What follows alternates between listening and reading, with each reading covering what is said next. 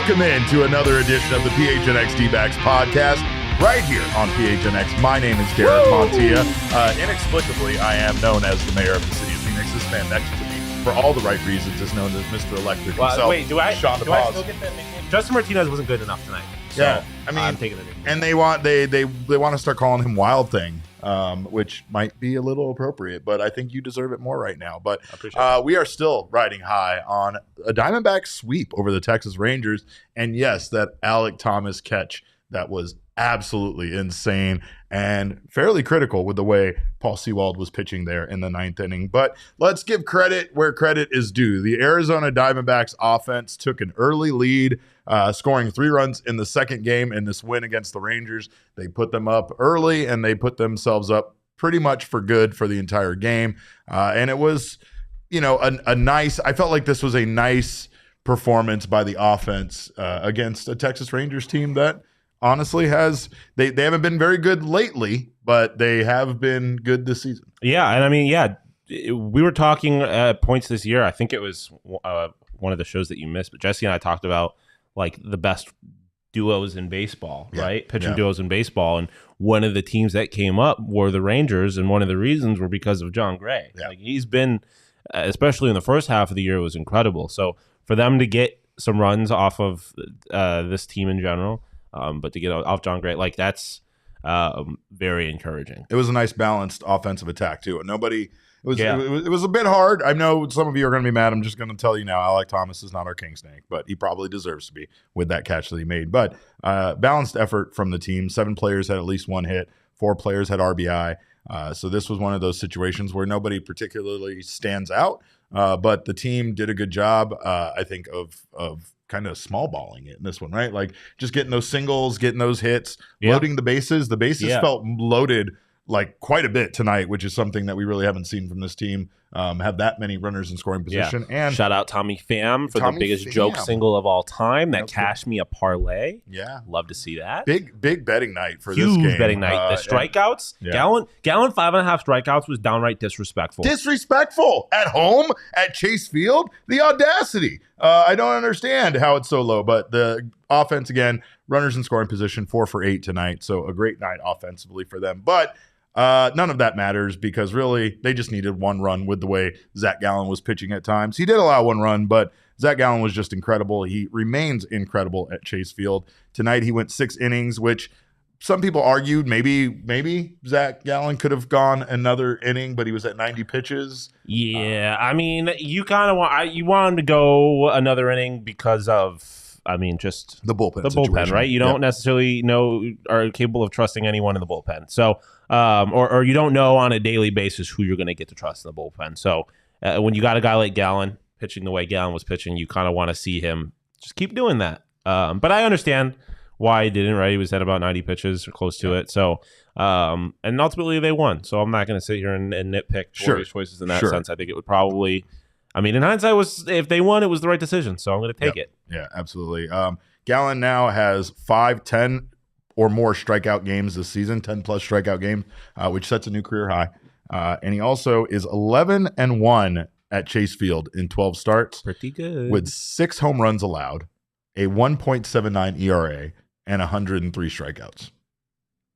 Pretty good. Pretty damn Your good. 2023 National League Cy Young winner. He really should be, right? I mean, the only person that has more 10-plus strikeout game, or there's a couple of guys that, I mean, he's tied for 4th. So, but like really, Spencer Strider is the one guy running away with the strikeout race, but his ERA and some of his other numbers don't really match Gallen's. I mean, assuming that no one does anything crazy over the next month, whether that includes Zac Gallen falling off or, I don't know, Spencer Strider throwing like 3 perfect games. Like, I feel like that's got to be Gallen's award. I feel like it too. Zac Gallen, maybe we get Corbin Carroll in here for Rookie of the Year. Corbin Carroll, he's back. Just like the Diamondbacks are back. But again, I'm just going to rip the Band-Aid off. Corbin Carroll is our king snake for tonight. Giselle, I'm sorry. Giselle, the whole chat is anti. Everybody is anti this. But Corbin Carroll, 2 for 3 tonight. He had a run scored, an RBI, and 1 stolen base. And again, Corbin very much seems like he is back. I mean, it feels like He's at least, he's at least being much more productive offensively than he was while he was in that slump. And that's good. I mean, it's definitely not a beggars. It's definitely like a beggars can't be choosers kind of thing. I would like to see him start putting the ball over the fence again. Sure, that would be really nice. Sure. I'm not going to say that he's back until that starts happening again, but it is nice to see him actually he was kind of a bad baseball player there for a little bit, offensively at the very least. Like he was just not really much of a contributor. So to see him actually be like. Not just a positive, but like a pretty significant contributor in a good offensive performance for this team. That is an encouraging sign. I'm gonna push back against the chat here. I'm gonna riot against the chat. So because Alek Thomas has one incredible catch that makes him the king snake, am I wrong here? I mean, it kind of saved the game. Okay, well then, fuck Derek, it. I'm gonna say you're. Let's change it. Say you're wrong. Let's change it. Let's change it. TM. There you go. Thomas is the king snake. Trademark the catch. There you go. You guys did it. You got it. You got your way. That's how it should be. I agree. Yeah. I agree. Alek Thomas saved the game. He's the best defensive center fielder in all of baseball. I mean, let's talk about it. Alek Thomas with probably the defensive play of the year in the ninth inning, right? I mean, there was just something incredible about watching him actually catch that ball that looked like it was going to be a double.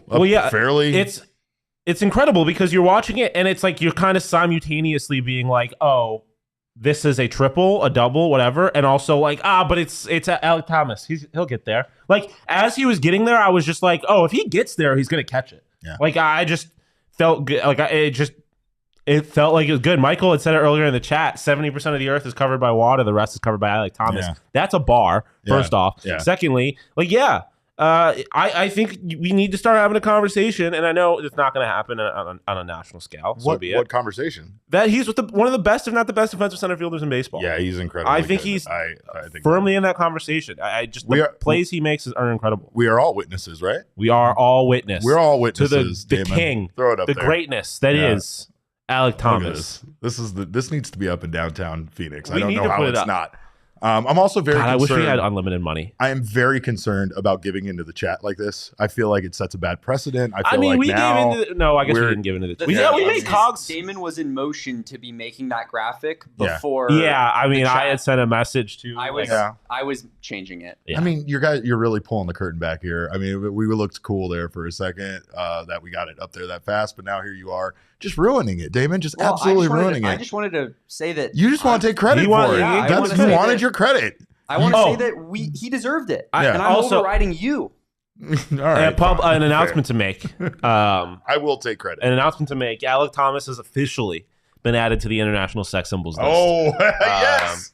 Do you have the list? Should we update the people on what the list is? They don't want to know what the list is. Are you sure they don't want to know what the list is? Absurd. It's a great list. You have Gerald on there 3 times? Again? I think you're... Go ahead, David. Wild. Read the list from top to bottom. Read his goddamn sex list. Symbol list. Ji Hwan Bae, Baxter, Gerald Bourguet, Julio Rodriguez, Gabe Kapler, Torey Lovullo, Jalen Hurts, Joe Burrow, Shohei Ohtani, J-Rod again, Gerald 3 times. That's fucking ridiculous. Juan Guerra, who's Rising's coach, and Alek Thomas. Yeah, where's the lies on the list? I can't. There's not a lie to be seen. Oh man, you're just mad you're not on it. I am mad I'm not on it, but Alek fucking Thomas, wear a Speedo like Baxter and we can talk. Fine, we'll fucking make that happen tomorrow. Alek Thomas though definitely deserves to be on that list. Not only is he really sexy, but that catch very sexy, and it ended up being fairly critical considering that Paul Sewald struggled there in the 9th inning to close things down. Thomas covered 100 feet in 5.3 seconds. 100 feet. Yeah, and Steve had said on the broadcast, and we were kind of joking about it, like, you can't put value on defense. And we were like, yeah, you can. Yes, it's amazing. It's awesome. I want it all. I'll pay anything for it. But like, seriously, like it is hard to kind of put into to like numbers, into like real concrete value what Alek Thomas provides for this team. The runs he has prevented by just being a better athlete than most people playing in the outfield in Major League Baseball. How about forget in Major League Baseball on this team, right? Well, because they've tried great athletes. They've tried a lot of guys out there, and Corbin Carroll, who's an excellent athlete, would not have made this play, even with his speed. Jake and everything. McCarthy wouldn't have made this play. McCarthy wouldn't have made this play because everyone talks about like this outfield and the speed. Alek Thomas is the slow one. Like based on Baseball Savant, just on top, he is the slow one out of those 3, which makes it even more impressive. It goes like it's not just about being fast, right? Like it is. He is capable of reading a ball off the bat in ways that I have seen very few major league players do. Yeah. It is not an easy thing to do, especially when it's kind of hit right at you, which obviously this catch wasn't, but like it's not easy. And playing center field at this park is not necessarily easy. No, it's deep, a nightmare. It's cavernous. It's weird with that overhang. The overhang, yeah, right? Like so, is just really weird. And he does it better than I think damn near anyone in baseball would. Yeah. He really does. He judges the ball well. I mean, even when he doesn't make those catches, the way he plays it when it careens off the wall or bounces somewhere in there. It's not easy. Does an excellent job with that. But like I said, Paul Sewald did make things very exciting in the 9th inning and not in a fun way for us. But he's got a cute smile though. He loaded the bases. He smiled. That smile was worth $1 million. The team's reaction to Alek Thomas's catch was awesome. the Lourdes's reaction. Kevin Ginkel, my God, like the tipping of the cap, right? But Paul Sewald, unbelievably, has not allowed a run in 7 games, despite his best efforts today. Right, he tried to mess that up. He does get his 6th save as a Diamondback. And just to put that into perspective for you, the Arizona Diamondbacks as a team, have 35 saves total. And the person with the most saves on the team is Scott McGuff. It doesn't feel like he's been 9. Here enough to have 6. Sewald is going to have 9 before we know it. Like, he's going to have 9 after this weekend. Maybe. He might. They'll use him damn near every day. Right. I mean, it's really nice to have him. Because the thing is like I joke about it being despite his best efforts. But, like, it also takes a special kind of pitcher to get into that situation and work your way out of it. And I don't know how many people in the bullpen would be able to do that. It really does. Yeah, because once you start getting into that situation, you panic. You can't get any outs. Yeah. You can't do anything productive. Yeah, it goes back to what we've talked about with kind of the mindset of a closer, right? Knowing that, like, there's no one to save you. Mm-hmm. Torrey's not going to his bullpen. Right. You need to get out of this. Right. But like pitching around Corey Seager there seemed smart in the moment, right? But then it went from it seeming smart to him not really having good command today. And then you had a Brent Strom mound visit, and Brent Strom, like he somehow magically seems to do, was able to get Sewald back on track, and he was able to get out of that. But it was bases loaded. And again, that catch by Thomas at least saved 1 run, if not maybe multiple, depending because that out would have been another out. Who knows how the momentum shifts in that situation too. Exactly. If it just becomes because that's probably a triple if you at the very least it's a double. So that it definitely changes how that 9th inning looks. But it was it's an exciting win. The Diamondbacks, like I said, they complete the 2-game sweep over the Texas Rangers. Fairly unlikely. I know the two of us were just in here on Monday saying you're probably going to lose this series to the Rangers, probably going to lose both games. They didn't. They somehow found a way to win. And this team, once again, like Jesse and I talked about after last night's victory, this team is feeling a bit more like that team we saw in April and May. And you made some great points about it really does. The actual performance falls somewhere in the middle between how bad they were in July and how good they were in May. However, we still don't know how good this team could be. We still don't know what their potential, at least for this season. Yeah, and really is. Right, like the Rangers are really good, but also the Rangers have not been playing good. Exactly. Right, like they've now lost 7 straight or 6 straight? 5 straight? Yeah, they got swept. I don't know how many games with the Brewers. I think they got swept in 4. So was it 4? Yeah, 6. So it's either 5 or 6. Straight, And like Dave, I kept bringing it up when I was talking about the Gallen strikeouts, but like they've struck out. There's only been 6 teams that have struck out more than them over the last 30 days. Like they have not been playing the best baseball. They're about to lose the divisional lead to the Mariners. That's true. Which seemed kind of unfathomable a month ago. Crazy. If you I take these wins with a grain of salt too, right? In the Padres, but again, all you can do is win is just beat your opponents, and that's what they're doing right now. And I'm not gonna complain about it. Exactly. Tommy Pham did extend his hitting streak to 13 games, and he continues. And he won me some to money. Be an absolute beast for this baseball team. I also got into some trouble today with Torey Lovullo, as most of you may have seen, where apparently I've not been coming to enough baseball games. Here's how Torey started off his press conference before the game today. Where you been, man? I've seen you in about like 3 weeks. I had to, do stuff for the show back at the office. That's what Jesse's here for. We keep him really busy. This guy's he's everywhere, and you're just doing whatever you want. It sounds like. That's right. Okay. Yeah. Now I know why the show works. Fuck you, Derek. Saw right through me. He heard that fucking bullshit that I was putting out there. I had to do things at the office. I got stuff to do at the office. I'm so full of shit. Anyway. Tip of the cap to Torrey for that one, by the way.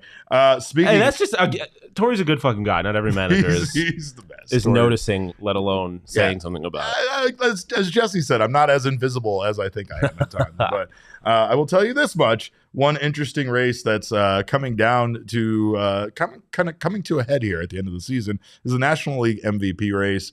We had fun joking that Corbin Carroll was going to be in this race, but I wanted to give you guys my DraftKings pick of the week because I don't know why. I think this is a fun one to bet on. They have right now, as far as a future bet is concerned, National League MVP race. They have Ronald Acuna at -400, and they have any other player at +300. That's an option. Any other player +300. I'm taking the field. That's what I'm doing. I know. Trust me, I know. It's not a great bet, but at the same time, I will say that there is a slight chance that something, goes haywire here. But what does that mean? What does that mean? I am not rooting for the Dodgers, nor am I rooting for an injury to Ronald Acuna Jr. It kind of sounds like you're rooting for at least one of those things. I'm just rooting for the field is what I'm rooting for. But that you can do that over at the DraftKings. I'm putting my money on Ronald Acuna. -400. I don't know. There's better things to put your money on than that. But you have waited all year, and the time has finally arrived. College football is back, and so are the traditions like tailgating, which I'm a big fan of, and the great offers from the DraftKings Sportsbook. So right now, new customers can score $200 in bonus bets instantly when they bet just $5 on any college football bet. And of course, there's so much to be had out there. So make sure to check that out. Kick off the season with DraftKings Sportsbook. Download the app now and use code PHNX. New customers can score $200 in bonus bets instantly when they bet just $5 on any college football bet. Only on DraftKings Sportsbook with code PHNX. And here is our disclaimer. Gambling problem? Call 1-800-GAMBLER. In New York, call 877-8-HOPE-NY or text HOPE-NY 467-369. In West Virginia, visit www.1800gambler.net in partnership with Hollywood Casino at Charlestown Races. All games regulated by the West Virginia Lottery. Please play responsibly. In Connecticut, help is available for problem gambling. Call 888-789-7777 or visit ccpg.org. On behalf of Boot Hill Casino and Resort in Kansas, 21 and over in most eligible states, but age varies by jurisdiction. See DraftKings.com/sportsbook for details and state-specific responsible gambling resources. Bonus bets expire 7 days after issuance. Eligibility and deposit restrictions apply. Terms at sportsbook.draftkings.com/football terms. Thank you guys for sticking with me through that. Thank you guys for being here on the sports YouTube channel, PHNX Sports YouTube channel. If you haven't subscribed to the channel yet, do so right now. Sign up for notifications. That way you don't miss whenever we go live. Leave us a little thumbs up just because I got through that disclaimer pretty fast. I think I deserve that. If you're listening on the audio podcasting side, please subscribe to us there. Leave us a review. We always appreciate that feedback. And of course, we implore you to join us over here at PHNX and become part of our family with a PHNX diehard membership. Not only will you get a free piece of merchandise from the PHNXlocker.com and 20% off all future purchases, you'll also get wonderful benefits from our partners like Mountain Mike's, Dobson Ranch Golf Course, and more. You also get access to our members-only Discord lounge, which is the best place to be an Arizona sports fan with exclusive content just for diehards. You also have members-only merchandise, members-only discounts on events, members-only events, and so much more. So become a diehard today. As our friend Chris will tell you, it is the best membership in sports that you can get. True. And also right now you get that fun little diehard package that comes with the box, shirt and the gift and the membership card. The membership card's dope. Those are legit. I honestly thought it was going to be like here's a little. Kind of like you ever get your selective service card where it's just kind of like one of those paper things? Yeah, it's a paper thing. No, this is the legit I thought it was going to be card. something like that. No, it's got like some weight to it. Yeah, it's got some weight to it. I think that we have it so it can scan at some of our partners for discounts and stuff like that. So pretty awesome. So again, join us today. Let's take a look at this 2-game series and some of the numbers in regards to the Diamondbacks sweeping the Texas Rangers. Ends up with 10 runs to 6. Hits, extremely close, errors, push on both sides.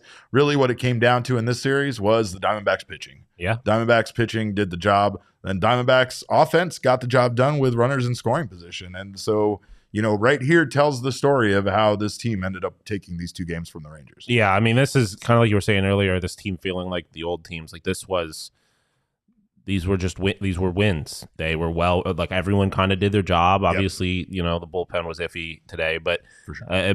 By and large, like everyone did what they needed to do, and in just about every facet of the game, the Arizona Diamondbacks were better than the Texas Rangers over these two games.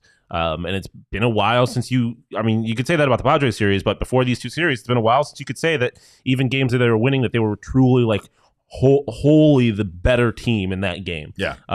But it has felt like that over the last couple of games, of series. So and the last game of the Padres series, they won fairly right as handedly. Jesse was saying, like, we want to see, I got to see them blow somebody out, right? And then they went and did it. And I think that was kind of where a lot of fans were at. Like, they really did. The wins were cool, but they needed to feel good. They needed to feel convincing, and I think these last few have felt like this is a team that can, like they were in the first half of the season, be dangerous and surprise teams and win baseball games. To be fair, that starting pitching ERA is fairly deceptive, considering that that bullpen game just had 2/3 of an inning and Joe Mantiply. But I mean, the relief pitching ERA is really good too. So and that's kind of the opposite, right? Where you had over 10 innings in that second game. You had 10.1 innings pitched by the bullpen essentially in that second game, and they were able to do some tremendous work. That game last night was awesome. Yeah. I know Maria's a Dodgers fan. Is she being crazy. Condescending right now?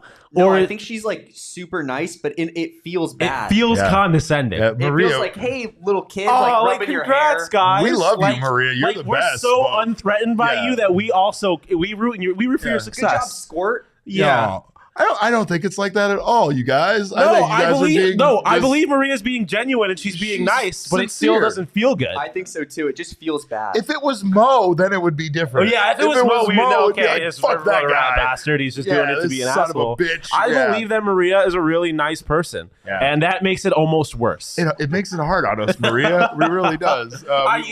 We're not supposed to like Dodgers fans. We want to just fight with you, but speaking of that, I think do we have the wild card standings available? Because this beautiful graphic looks even more beautiful now that the boys are back in town, baby. The boys are back in town. Let's go. And Mr. Diamondback Gabriel Moreno's bat flip. Mr. Diamondback Gabriel Moreno. That's what we're going with. He just feels like a Diamondback, dog. It feels like there's going to be a statue outside of the renovated Chase Field in 20 years, and it's going to say Mr. Diamondback, and it's going to a lot of information to take in right there. Gabriel Moreno on it. I also want to point out, this is not going to mean a lot to many people, but I have since updated my shit talk to Jack Loader, and I've told him that we are here after saying earlier that we are coming for the Giants wild card spot. Yeah, we are here. We have taken that wild card spot, so that's nice. But I mean, this looks good. I just want to say, as a baseball guy, I fucking told everybody the Phillies would not be denied. I told you all the Phillies were a-coming, and the Cubs were a-coming, and look where they are. They're here. The Cubs need to win that division, though. But it's really good to see the Diamondbacks back in that middle pack of teams there. It never felt. I mean, throughout this whole, even the bad wins and stuff like that, or the losing stretch. They were obviously never out of it. Like, everyone was losing, they were still very much in it. But it does feel different. And obviously, this can change tomorrow, right? This could change, and they could be back out of it. But it does just feel nice for them to be in that section, for them to be in the wild card spot. It's nice to know that after all of the losing, they're winning games again, and they're in the playoffs right now. It's just a really good place to be. It's fantastic. And I think the biggest thing is they still have a lot of games against these teams that are also in the hunt, or like the Chicago Cubs above them. So they really have a chance to solidify their position if they continue to play as well as they're playing right now. And I mean, things are going to get tougher. These other teams aren't playing as poorly as, some of the teams that we have played. And there's Shane right there, of course. I want to take a moment and we didn't acknowledge Giselle's super chat. Oh, yeah, even though she asked for a refund, which she rightfully should have. I mean, I probably would have asked for one too. But we got you, Alek freaking Thomas, as the King Snake, Giselle. So we thank you and we love you. And it's so great to see you in the chat tonight. Piece of Yoshi with the $2 super chat. He says, the pool has scared everyone off. Maria, sorry. Yeah. We appreciate you, Maria. We appreciate that you keep coming back. Yeah, you're the real MVP. But you're giving Dodgers fans a slightly less shitty name than they had. Since Shane is here in the chat, do we want to do a little spying on our exes for Shane? Yeah, why not? Can we get the spying on our exes up there, because it's time to spy on our exes. And when we're gonna spy on our exes, we're gonna take. Well, things got crazy tonight with Paul Sewald, but let's give our boy Josh Rojas some love, because Josh Rojas hit a very crucial home run for the Seattle Mariners tonight. I believe that's his second home run of the year and his second home run as a Seattle Mariner. Predicted who bet that he money would on it? hit his second home run of the I don't year want to do this. for no damn good reason. I don't want to give him this The credit. D-gen that is Shane Diefenbach, for no damn good reason, bet on Josh Rojas. He did. Rojas to hit a home run. Rojas. That's my favorite Steve. Favorite thing about Steve is how he says Rojas. But really, Shane is a psychopath, and it worked. So props. I also love the way that Steve says Contreras every time. Oh, Jesse hates it. I mean, pronounce it right. Can I just say that I hate Jace Peterson, just on the subject of Josh Rojas? I just want to throw that out there. You just can't. So Josh knows. Rojas, it feels like we traded Jace Peterson for Josh Rojas. Or we traded Josh Rojas for Jace Peterson. It feels like it's not at all what happened. Yeah. And it feels like it. Yeah. And it feels like we're losing the trade, even though we're really not. Like, we're really not. Every time Josh does something, I'm the Wolverine meme looking at the picture of Josh Rojas, and I just think about Jace Peterson. We traded Canzone, who at the time was not on, or he was up at the time, wasn't he? Yeah, he was up at and the then time, Rojas, who had not been up for a while, but had been up for a couple of days and was terrible for a closer who has closed his last 6 or whatever. He hasn't given up a run in 7 games. It's But Canzone, meanwhile, also had like a game-tying home run, I believe, for the Mariners. So, but I mean, it's working out. But the Jace makes it hard. Yeah, I get it. Someone said it earlier.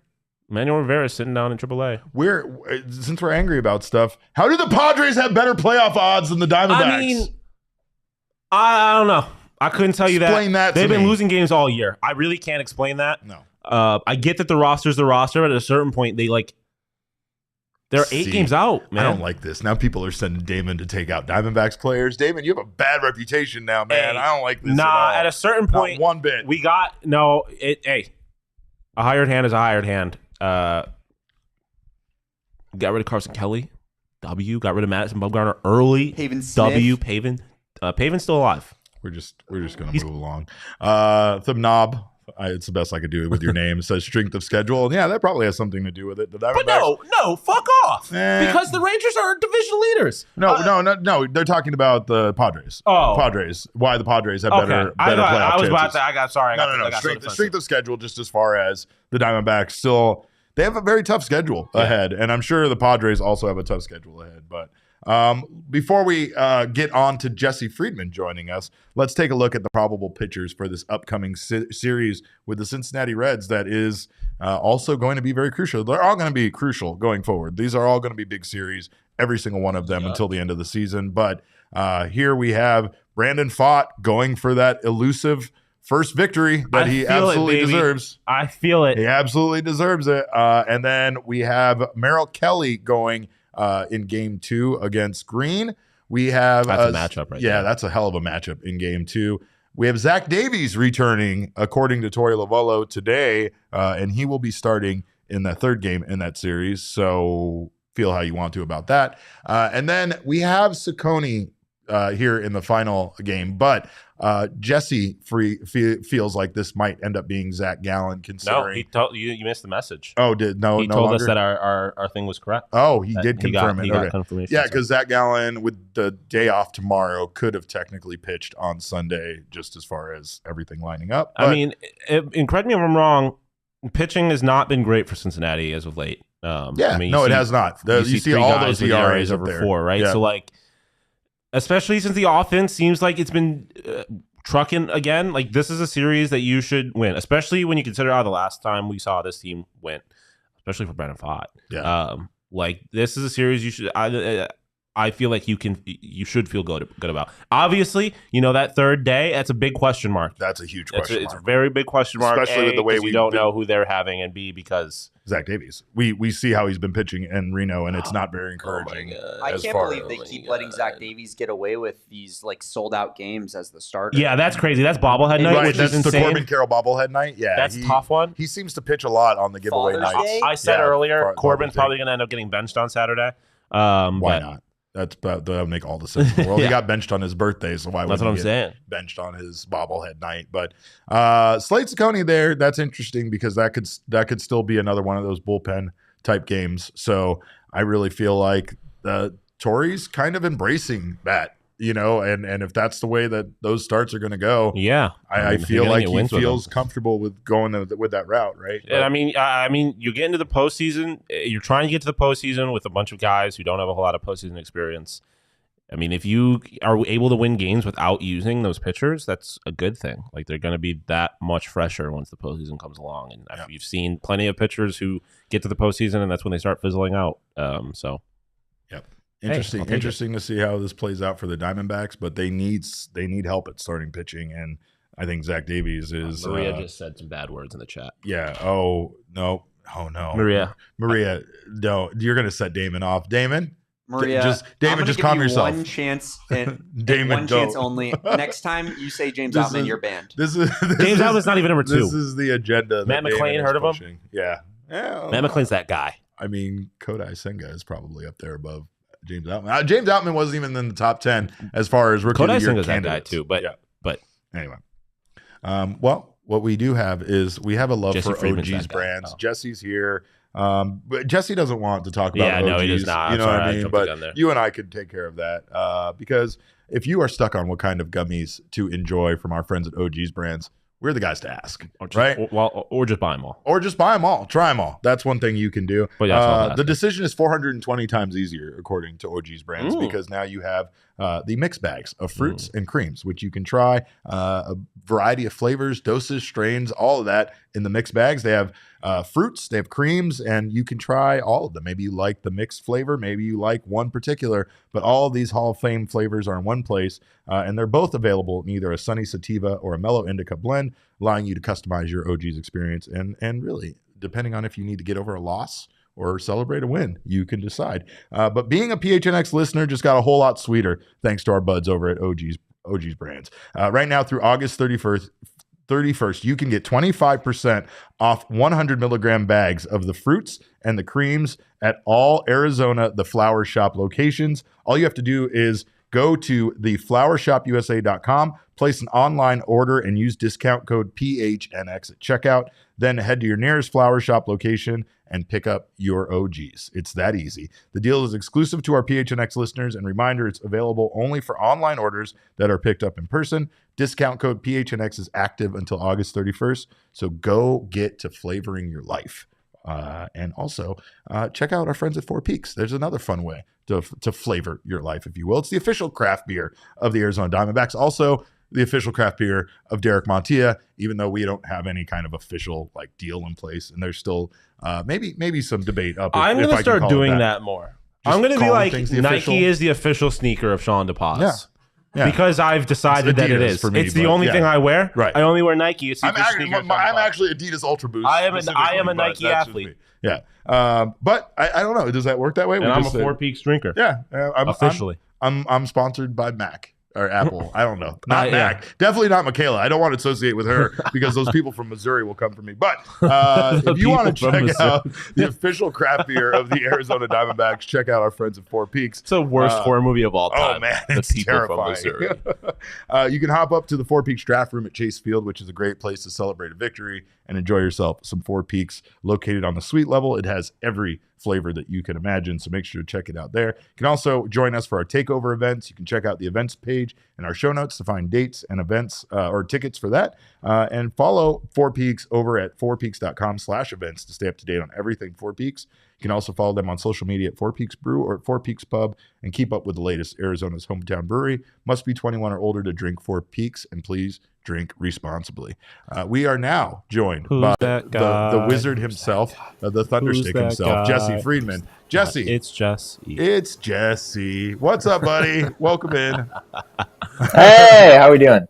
Fantastic. After watching Alek Thomas catch that baseball, we're riding on a high. I don't know how I've never done the new girl thing for Jesse before. Yeah, it works so well. It works really good. What's the mood like there? I imagine there was a lot of loud music playing in the clubhouse.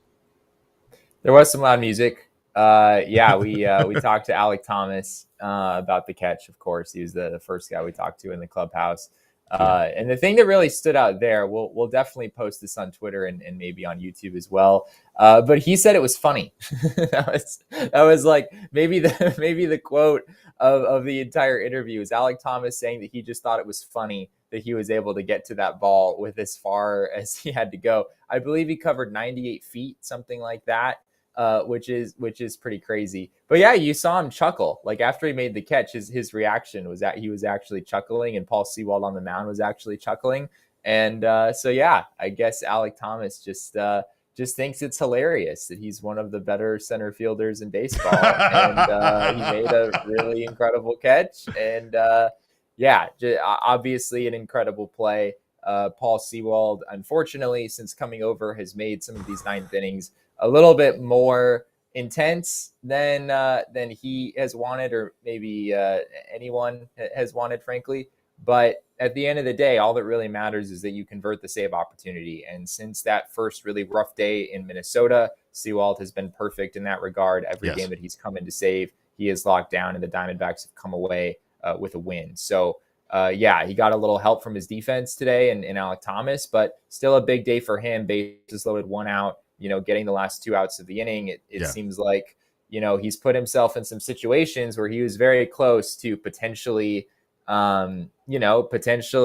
things really going south, even in a game where the D-backs had a 3-run lead. But you look up at the end of the day and he preserved that 3-run lead. He actually didn't give up any runs at all. So he continues to bend but not break in the 9th inning. And, he got obviously some help from Alek Thomas in this one. Has not allowed a run in 7 straight games now, Jesse. That's Paul Sewald, and he gets his 6th save as a Diamondback, with Scott McGough currently holding the record with 9 saves for this team. So it feels like Sewald might just pass Scott. It seems like, hopefully that's the case. But overall, I thought that, yeah, I mean, the fact that Sewald is able to get himself into trouble and still find a way out is the one difference from the other guys in the pen that we've seen kind of get the same opportunity. It feels very much like he doesn't get rattled that same way by getting himself into a jam. And tonight kind of showed that. It wasn't pretty, but he still manages to not only lock down the save, but do it without even allowing a run. So it's fairly impressive compared to what we've seen throughout the season from the rest of the pen. Yeah, absolutely. Yeah, I mean, he's loading the bases in the same way that maybe some of the other D-backs closers this year have loaded the bases, but he's not giving up the grand slam. Exactly. He's not giving up the 3-run homer. He's not giving up, that killer hit that actually winds up burying you in the game. And we talked to him as well after the game, and it's no secret he's not particularly happy with how interesting these 9th innings have been since he came over to Arizona. He talked about how it is not at all his goal to load the bases every single time he pitches in the 9th inning. Really? But yeah, shocking. But yeah, again, all that really matters for a closer is that you're able to shut the door and you're able to preserve the win for your team. And in that regard, Paul Sewald has continued to be excellent, even if, there's a lot more traffic on the bases than anyone would like. Earlier today, we talked to Tori about another arm in the bullpen, and that was Dre Jameson. And I was kind of surprised by his answer there, Jesse, that Dre is out to throwing, 90 feet, he said, and has a chance to maybe return to the team this season? Yeah, he didn't rule it out. Tori said the next steps for Dre would be to get out to 120 feet, and then they could look at, having him actually face hitters and do all that stuff. So he's still a ways away. I don't know if I would be super optimistic, to be honest. There's only, a month and a half, a little less than that at this point remaining in the season. So yeah, I think it's a little far-fetched that we see Dre Jameson this year. But one thing that Tori did also say that I think is encouraging is he was asked, do you have more confidence now that Dre can avoid Tommy John surgery than you did at the beginning of this process? And to that, his answer was yes. And that's obviously big news. Even if Dre's not able to find his way back to the majors this season, there's still at least as of right now, it still seems like he'll be fine and be able to head into next year and, hopefully have a normal 2024 season. So that's obviously a big development here as well. Another injured pitcher that is going to be returning here very soon was Zach Davies, and we have our concerns, especially considering his numbers in Reno. But what are your thoughts on what Zach Davies can give this team at a major league level? And do you think he'll have a normal outing, or do you think that he might be on a fairly short leash like we've seen Slade Ciccone, for instance, be on? I don't know. That's a good question.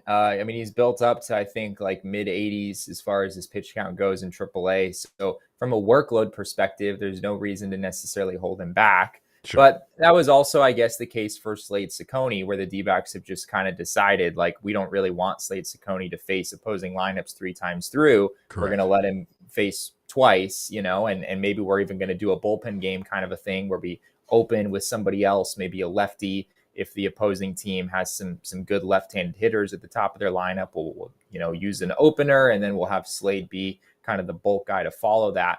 As far as we know, that's not really the plan with Zach Davies. I think the D-backs just view him as being a normal member of the rotation. That's not to say that the leash couldn't be shorter.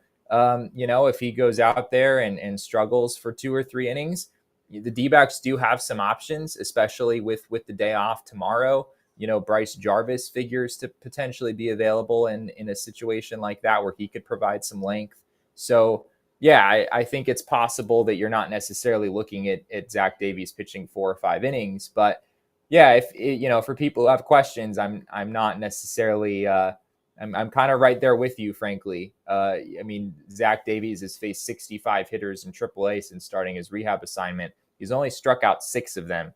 That's a strikeout rate less than 10%. That's, around a third of the major league average. There's just not a lot of swing and miss here for Zach Davies. And that's a concern. His changeup just is not getting the whiffs that we've seen it get in years past. And that's really the pitch that's always made Zach Davies a major league caliber pitcher, right? He's a guy who doesn't really have a lot of compelling weapons, but he has this really, really good changeup that's good enough to make him a number 4 starter almost in and of itself.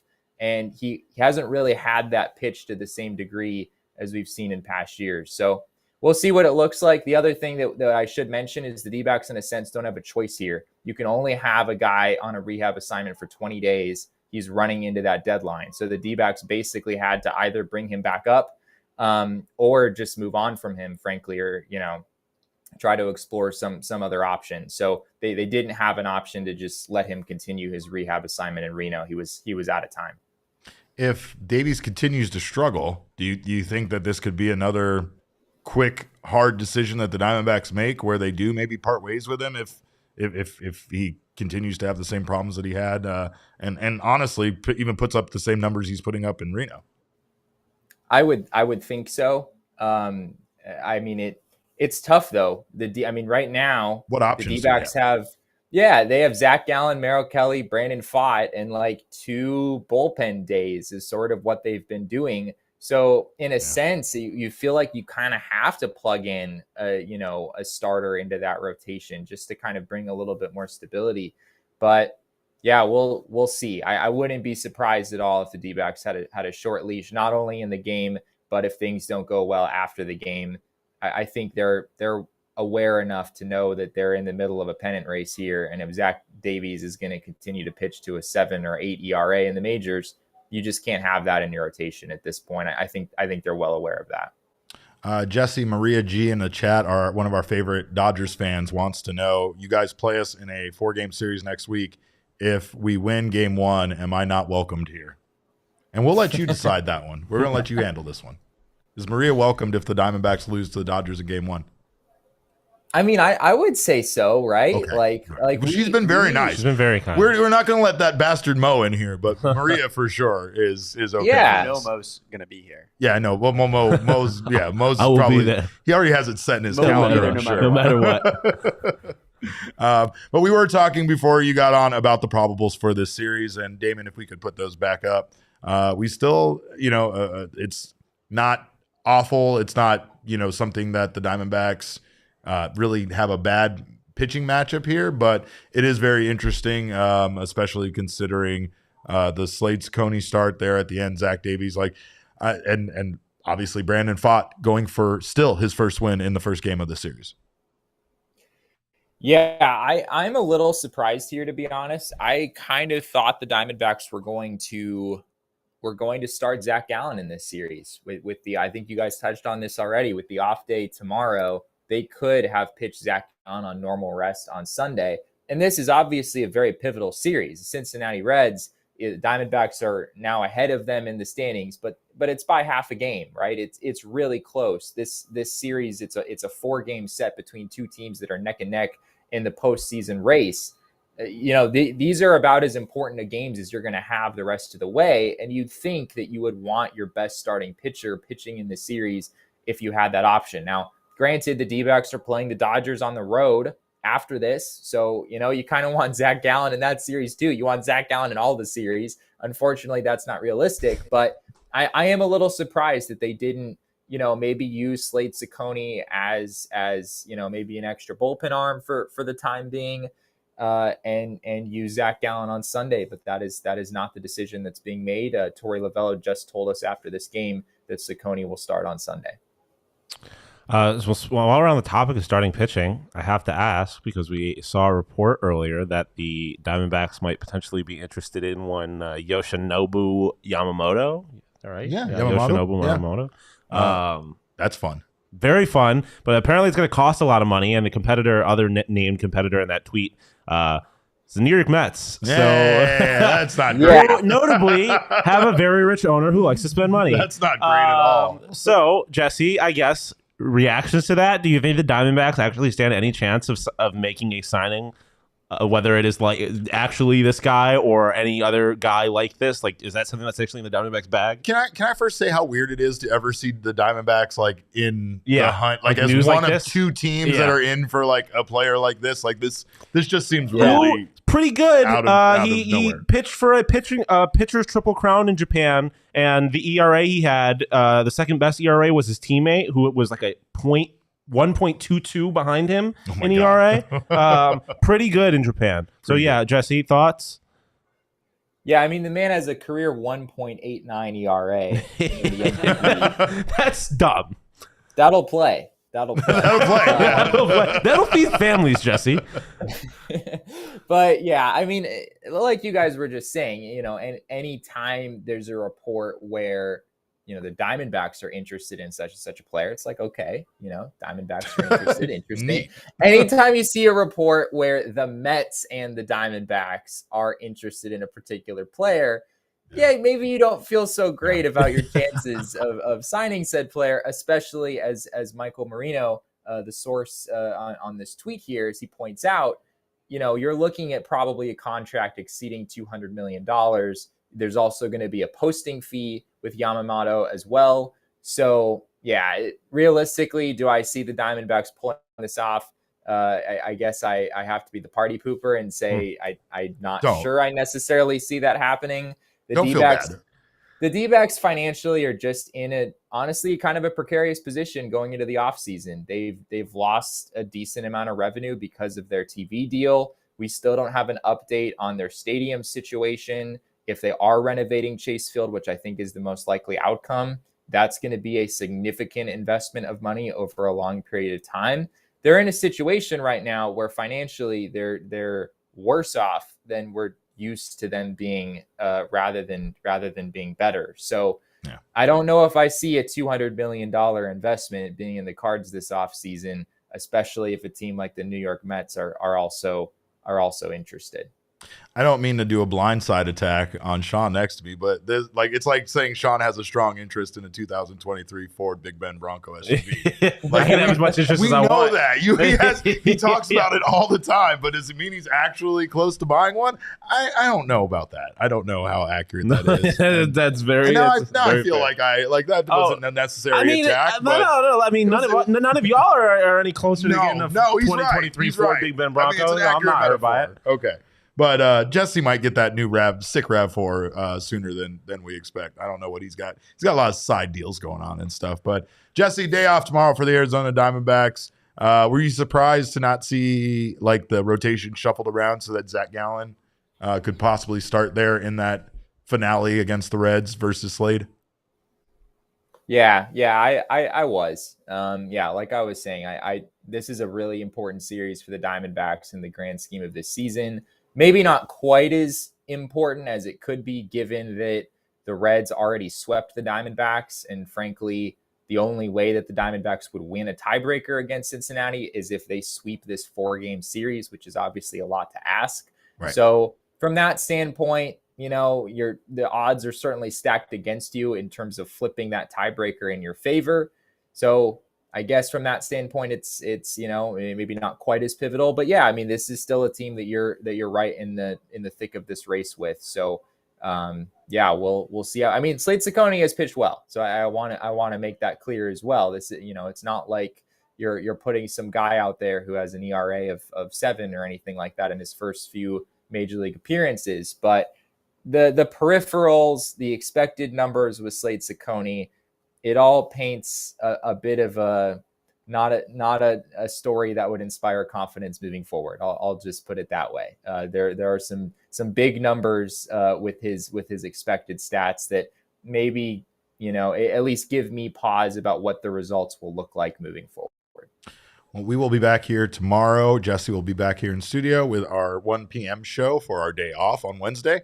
We do have our schedule, by the way, if we could throw that up there, Damon. But we will have our 1 p.m. show actually tomorrow, and then Thursday and Friday we will be bringing you post-game shows for that Red Series. So make sure to keep it locked right here to PHNX for more. And tomorrow, of course, we will have our power rankings and a lot more to discuss, including some more on this series sweep by the Arizona Diamondbacks over the Texas Rangers. So stop by tomorrow for sure. But in the meantime, Jesse, we thank you for your time. You can follow Jesse on Twitter at Jesse and Friedman. I'm just glad I'm going to get a good night's sleep tonight, knowing you're safe and knowing you're home. And last night was still rocky because we did that late night show. So now I'm going to actually get a good night's sleep. So thanks for that, pal. You're welcome, Derek. I'll be sure to drink some water tnight, just for you. All right. All right. I worry about you. Take your vitamins. Do all that stuff. But all right. I'll see you later, dude. All right. See you guys. Bye. Well, like we said, we're all going to be out there. I think many of us are going to be out there as possible, as many of us are going to be out at Chase Field as possible for that series against the Reds, including Saturday's game, which is Corbin Carroll bobblehead night. So do not miss out on that. If you don't have tickets more yet, accurately, Zach Davies ruins Corbin Carroll. Don't do that. Don't do that yet. We'll wait for that. We'll make jokes on Monday, but in the meantime, we'll be out there. So make sure to join us. If you need tickets, make sure to check out Game Time. Game Time has the last minute ticket deals you are seeking. They are it's a website for procrastinators, made by procrastinators for procrastinators. It's the place for last minute ticket deals, and it's the fastest growing ticketing app in the country for a reason. Get your tickets last minute, get the best prices that you can on concert shows and sporting events. So snag the tickets without the stress with Game Time. Download the Game Time app, create an account, and use code PHNX for $20 off your first purchase. Terms to apply. Again, create an account and redeem code PHNX for $20 off. Download Game Time today. Last minute ticket deals, lowest price guaranteed. And also, we are still eating Illegal Pete's from yesterday. And if you go out to Illegal Pete's and get yourself, I don't know, maybe a wonderful to-go order. A t-shirt? Maybe a t-shirt. They have incredible merch. Goes crazy. Their merch goes crazy. My wife wears her Illegal Pete shirt all the time. It's amazing. But yeah, forget the merch. The food, the drinks, all of it, the patio, everything's great out at Illegal Pete's. So make sure to stop by there, enjoy some bowls, some tacos, some custom cocktails, and so much more. Don't miss out on the piping hot queso. We did not get queso this time around, and I was heartbroken. Devastated because that's how much we love the piping hot queso. So make sure to not miss out on that or any of the great stuff that Illegal Pete's has to offer. It is your go-to spot this summer. Stop by for happy hour, 3 p.m. to 8 p.m. every day at all 12 locations. Illegal Pete's, the go-to spot for burritos, buddies, and beer for 28 years. And last but not least, if you want to spice up your house, your living room, make your man cave or your office look better, check out Saturday Neon. It is a company started by two friends and former college roommates, and they make officially licensed collegiate logo LED neon signs. They have all sorts of wonderful colors or designs. And of course, you got the Arizona guys from down there in Tucson, which Damon, if I get him started, he'll never stop. But they also have Colorado, Alabama, Wisconsin. He said at one point it's the culinary, what was it? The culinary spot in the world, the best culinary food you can get in Arizona. That's a fact. It's literally a culinary city. It's one of like 3 in the United States. I just can't with you. But you know what? If you're taking the same drugs Damon's taking, make sure to get yourself your own Arizona sign or whatever school. They make 19 select schools, including Colorado, Alabama, Wisconsin, Auburn, and more. So of course they make great gifts for everyone, including this holiday season. Great gift for anybody that loves the collegiate sport. So go to SaturdayNeon.com and use code PHNX for 10% off your order today. Free shipping for all orders over $200 over at Saturday Neon. Well, that's all we got, guys. Thank you again so much for joining us. Pedro, he said, what are they called again? I don't know if Pedro is meaning Saturday Neon, Illegal Pete's, or Saturday Neon. Saturday Neon is Saturday Neon is the company for the sign. So they have one for you. I'm sure you're going to love it. I see your little bear down there. It makes me sick, but whatever. We thank you guys, even Pedro and his bear down, for joining us. Maria, you are allowed back during the Dodgers series, so please do not leave us. But we thank all of you for joining us tonight. You guys are the best. You can follow us on Twitter. I'm at Cap_Caveman with a K. Shawn is at Shawn_DePaz. That's DEPAZ. Damon, we are Damon's dogs. And of course, Damon is at Damon Dog. That's DAWG. Our show is at PHNX D-backs. But of course, all roads lead to at PHNX_sports on Twitter, Instagram, and Facebook. That's all we got for you guys tonight. We'll see you back here tomorrow at 1 p.m. With our power rankings and more information as well. But again, we thank you for showing up tonight. We appreciate your time. And remember, kids, baseball is fun, but it is so much more fun when Zac Gallen is pitching at home.